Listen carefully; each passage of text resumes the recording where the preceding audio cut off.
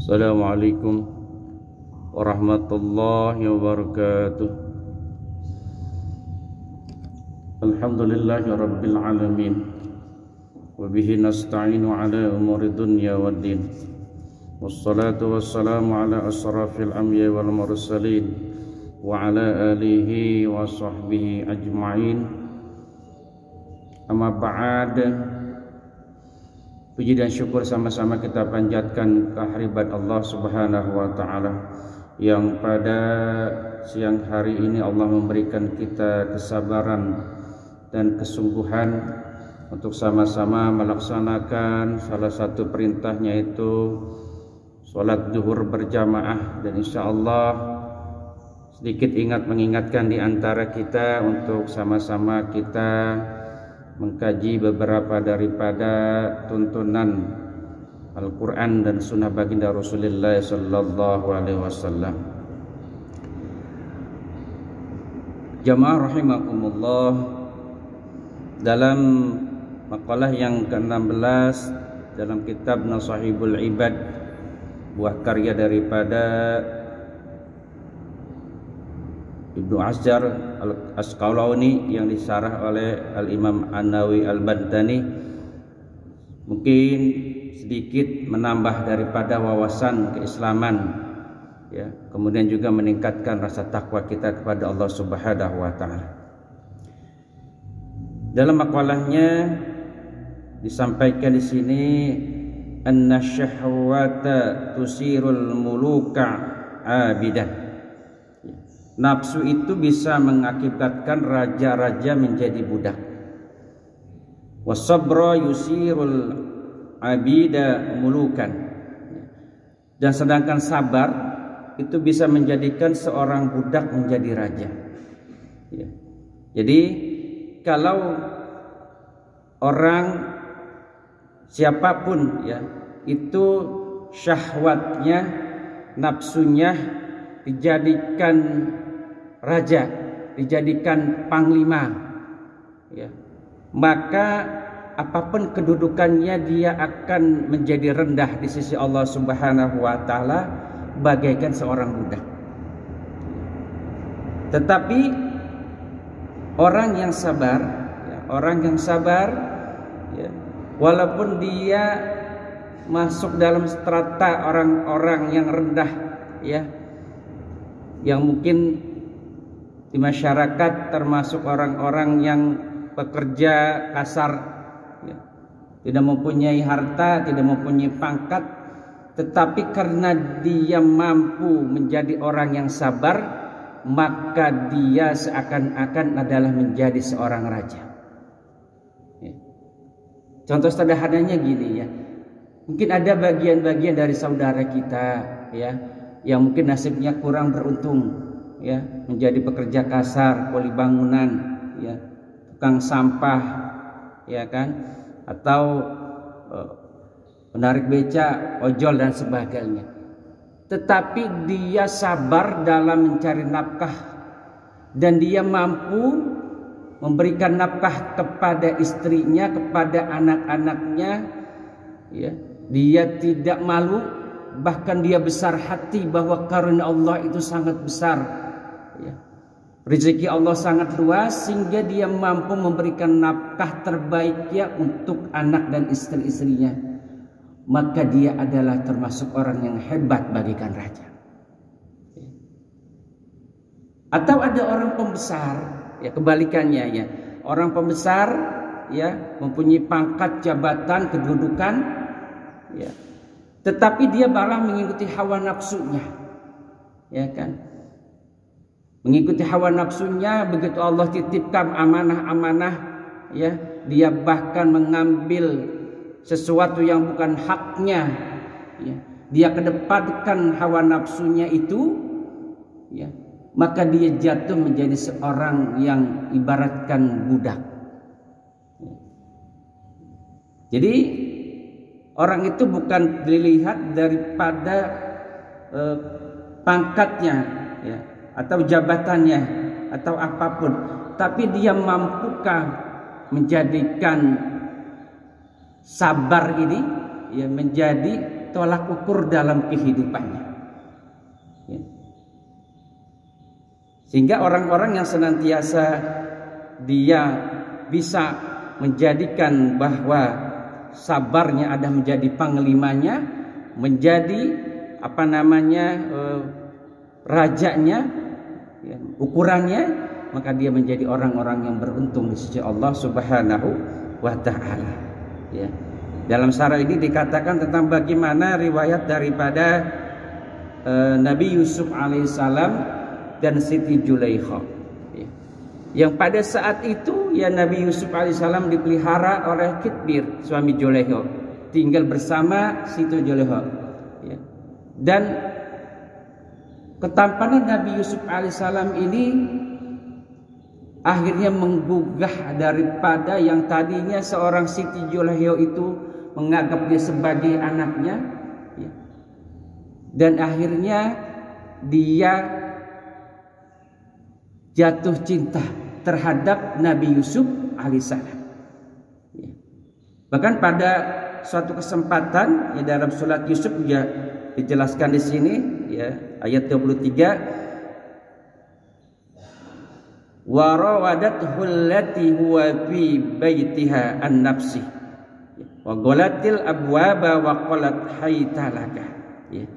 Dan Siti Zulaikha itu ya, yang tinggal bersama Yusuf menggoda Yusuf untuk menundukkan dirinya. Ya. Jadi suatu ketika Siti Zulaikha itu memanggil Nabi Yusuf alaihissalam ya, dalam sebuah kamar ya, dipanggil Nabi Yusuf gitu kan. Kemudian Siti Zulaikha juga sudah membuka pakaiannya, kemudian dia menutup pintu ya.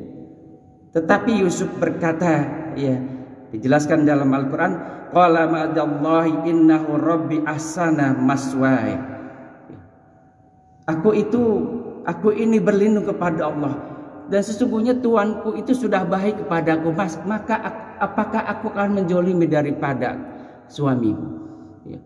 Ya, pertama Nabi Yusuf dia takut kepada Allah dan dia tidak ingin juga mengkhianati daripada suami daripada Siti Zulaikha, yaitu Kitmir itu. Ya. Tetapi karena emang Siti Zulaikha itu sudah mabuk kepayang ya, terhadap ketampanan Nabi Yusuf alaihissalam, ya, istilahnya dia merangkul dan sebagainya, dan Nabi Yusuf lari ya, ke arah pintu, kemudian ditarik baju Nabi Yusuf alaihissalam, maka sobek. Dan pada saat yang sama datanglah suaminya. Ya. Tetapi biasanya emang wanita itu ya pintar ya, bermain dengan lidahnya. Ya, dia mengatakan, wahai suamiku, wahai papa, ya, mengatakan bahwa Yusuf ingin memperdayaiku, menggodaku, kemudian ingin memperkosaku. Ya. Tetapi Nabi Yusuf berkata tidak, ya. Sungguh yang menginginkan saya adalah Siti Zulaikha. Ya. Maka dalam persidangan ada saksi, dan saksinya itu balita luar biasa. Ya. Lihat saja, kalau robek bajunya itu adalah di bagian depan, maka itu Yusuf yang salah. Tetapi kalau robek bajunya itu bagian belakang, maka Zulaikha yang salah karena dia menginginkan sesuatu dari Nabi Yusuf alaihissalam. Ternyata pas diperiksa benar, robeknya itu adalah bajunya di bagian belakang. Ya. Itu. Tetapi akhirnya pada saat waktu berjalan, ya, suami dari Siti Zulaikha itu meninggal, ya. Kemudian Siti Zulaikha itu juga mengalami sakit, ya, sakit yang dia terperdaya, maksudnya terpesona ingin memiliki Nabi Yusuf alaihissalam, tapi akhirnya menikah juga itu. Ya. Nah, ini kesabaran daripada Nabi Yusuf alaihissalam, ya, yang pada saat itu digoda oleh Siti Zulaikha. Ya. Sehingga digambarkan walaqad hammat bihi wa hum bima laula ara burhana rabbih kadzalika linasrifa anhu su'a wal fahsya innahu min ibadinal mukhlasin. Ya, sesungguhnya wanita itu bermaksud ya terhadap Nabi Yusuf alaihissalam, kemudian Yusuf pun bermaksud Jadi dalam apa namanya, sebagai seorang manusia ya, sebenarnya Nabi Yusuf juga itu tertarik oleh Siti Zulaikha ya, tetapi karena Allah melindungi dengan pangkat kenabiannya, maka Nabi Yusuf diselamatkan dari godaan daripada Siti Zulaikha. Sebagian riwayat mengatakan ayahnya, yaitu Nabi Yakub, pada saat Nabi Yusuf ingin diperdaya oleh Siti Zulaikha, ayahnya menyampaikan, jangan kau lakukan itu, ya kan. Ada sebagian riwayat mengatakan malaikat datang membisikkan kepada telinga Nabi Yusuf alaihissalam, kalau kamu tergoda, ya sama halnya seorang gajah yang besar itu mati dengan seekor semut yang kecil. Ya. Jadi ya dilindungi oleh Allah Subhanahu Wa Taala dengan pangkat kenabiannya. Ya. Jadi inilah kesabaran daripada Nabi Yusuf alaihissalam terhadap godaan-godaan dunia dan wanita. Ya. Kemudian dalam ayat selanjutnya juga dikatakan ya, pada saat terjadi peristiwa itu ya, sehingga menjadi pergunjingan di antara bangsawan-bangsawan pada saat itu, terutama ibu-ibu bangsawan pada saat itu ya, dia mencemooh daripada Siti Zulaikha ya. Masa sih seorang pembesar ya, seorang istri menteri, dia menginginkan seorang budak. Ini menjadi perbincangan ya, sehingga Siti Zulaikha itu merasa dia terpojok ya, dia merasa dia itu terhina ya oleh cacian daripada bisikan-bisikan ibu-ibu bangsawan itu. Suatu ketika akhirnya Siti Zulaikha memanggil ya ibu-ibu bangsawan ya, putri-putri bangsawan ke tempatnya, kemudian ditempatkan sebuah tempat, di situ disediakan buah dan pisau ya kan. Nah setelah itu ya, pada saat ibu-ibu itu akan mengupas daripada buah itu, maka diperintahlah Nabi Yusuf oleh Siti Zulaikha itu untuk berjalan di depan ibu-ibu itu. Ya.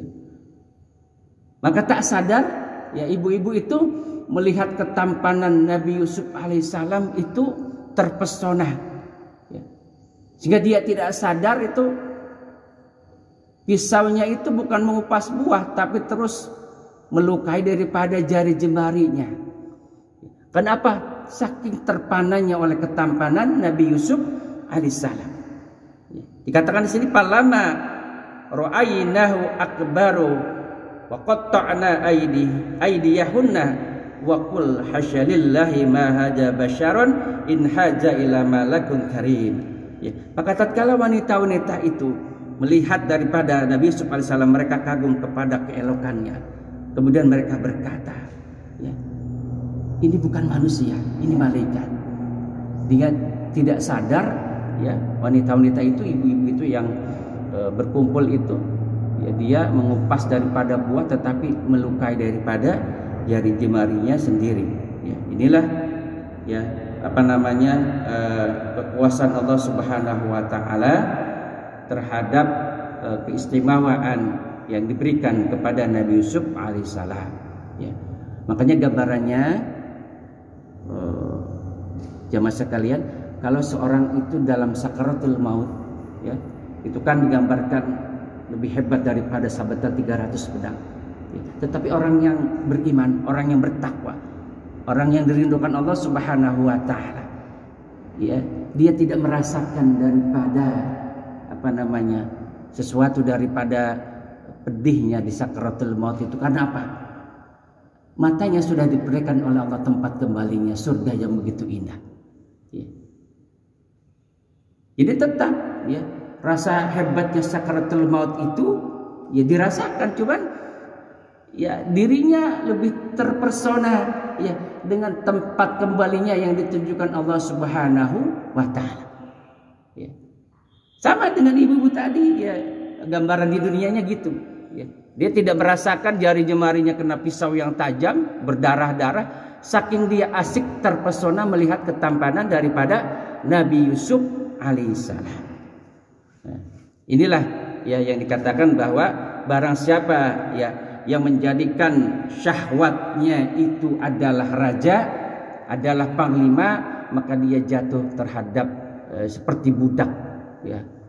Ya. Tapi orang-orang yang sabar, ya, orang-orang yang sabar dalam mengarungi kehidupan apapun, ya, maka dia walaupun dia seorang daripada kalangan-kalangan yang rendah, ya, kalangan budak, maka dia naik menjadi seorang raja karena mampu mengendalikan daripada syahwatnya, kemudian dijadikanlah sabar itu sebagai panglimanya, sebagai rajanya. Mudah-mudahan bermanfaat, ya, dan mudah-mudahan di siang ini Allah memberikan, ya, ilmu yang bermanfaat untuk kita semua dalam mengaruhi kehidupan, di mana jadikanlah sabar itu sebagai raja dan jangan dijadikan bahwa syahwat itu sebagai raja atau panglima. Subhanallahumma wa bihamdika asyhadu an la ilaha illa anta astaghfiruka wa atubu ilaik. Assalamualaikum warahmatullahi wabarakatuh.